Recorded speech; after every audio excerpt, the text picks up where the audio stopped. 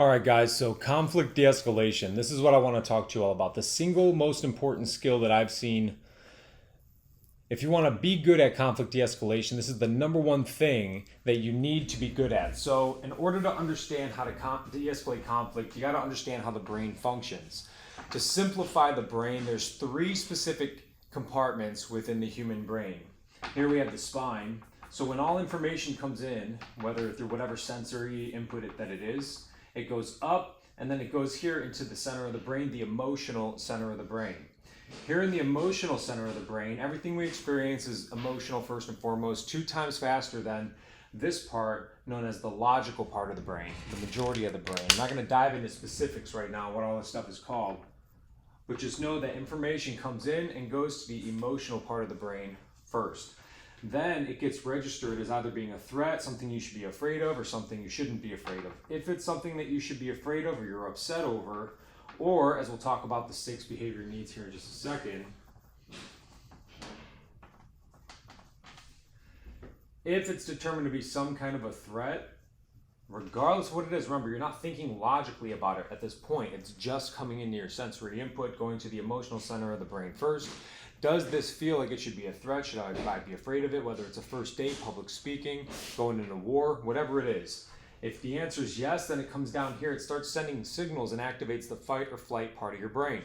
This is important to know because people who are pissed off and upset are activating this part of their brain right here. They're not thinking logically, because when that part of the brain gets overexcited, then the logical part of the brain actually begins to shut down. And so you get less neural activity or less thinking when people get upset. Think of a time when you were pissed off and you couldn't say the things that you wanted to say. That is why, because the logical part, the critical thinking and creative part of your brain shut down due to the fact that you were getting excited in other areas, other parts of your brain. So what's the single most important skill that you could have to de-escalate conflict? It's to understand that emotional influence is what's going to bring you success, not logical reasoning. So when you're pissed off at somebody, or when they're pissed off and then they start to piss you off and you're like, what is your deal? Why can't you see things from my side? It's so clear. The reason why is because logically they cannot function, they cannot think. It's almost like trying to explain something to a drunk person or somebody who's intoxicated on drugs. A little bit different. But when they're pissed off or upset, their fight or flight, or in fear, their fight or flight starts to kick in, which overexcites that part of the brain and shuts down the logical part of the brain. So the number one skill that you could have in order to positively influence that emotional center of the brain, because if we elevate the positive emotions, then automatically we're mitigating the negative emotions. So if we could elevate those positive emotions, and then what that does is that opens up that logical thinking part of the brain. Positive chemicals increase brain activity, negative chemicals shut it down and bring all the activity down there into that fight or flight part of the brain, not the critical thinking part of the brain. So when you can find a way to elevate the emotions in a positive context, you open up the logical thinking part of the brain. And the best way that I've ever been able to do this, and that I see other people do it, is they reframe the situation. They don't look at this de-escalation moment as a threat or as a problem. They look at it more of like a puzzle.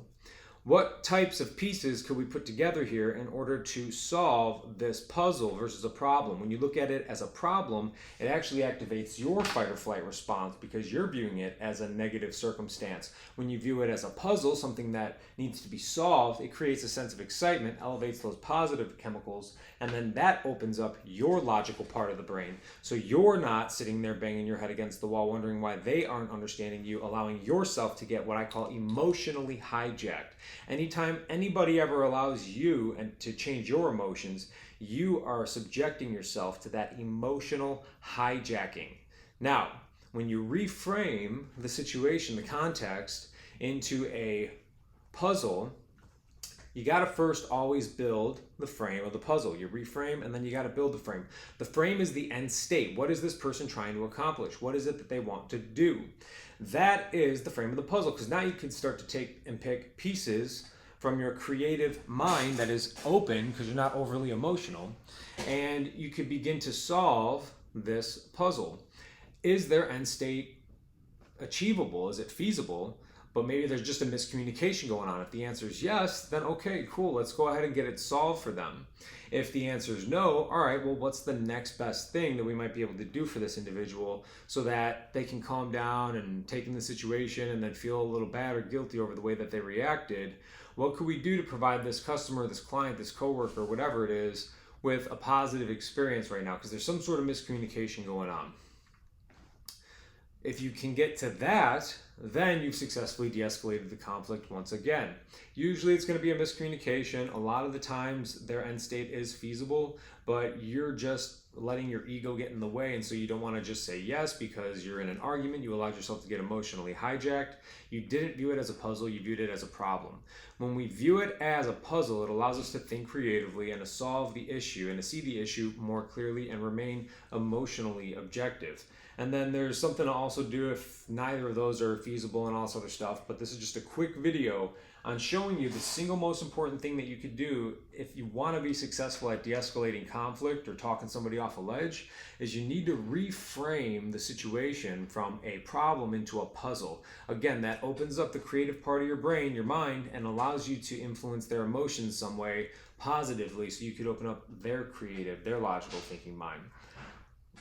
Keep in mind, this does not apply to life-threatening situations. So I had a guy come up to me yesterday. He said, hey, this course is great, but I don't think this really applies for when I'm carrying my concealed firearm and there's like a road rage incident. And he's absolutely correct. It does not apply to life-threatening situations. Life-threatening situations are a whole different level of, it's a whole different phase within the conflict zone. And so you have identifying, de-escalating, or attempting to neutralize. That's what we're talking about here right now.